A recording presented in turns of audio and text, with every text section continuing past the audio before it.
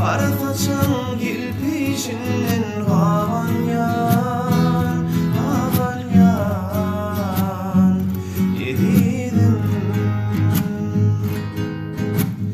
Aslı yürep taş yakında zirveden teker şemali.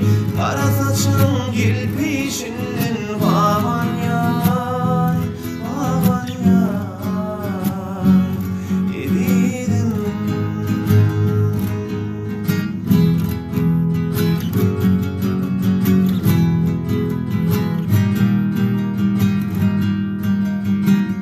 Asmani bulutlar tutsa, gök gümülep yağmur yağsa, şol yağışın damcasından havan yan, havan yan yedidim.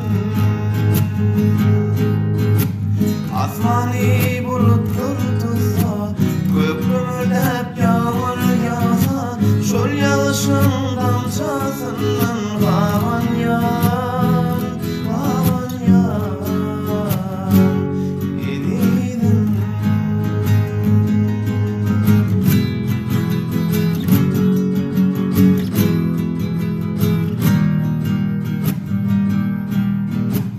Filminin soyuşundan, meydana gülün kıyısından, adamların barayışından havan yan, havan yan yedidim. Filminin soyuşundan, meydana gülün kıyısından, adamların barayışından havan yan, havan yan yedidim. Havan yan, havan yan feyanım.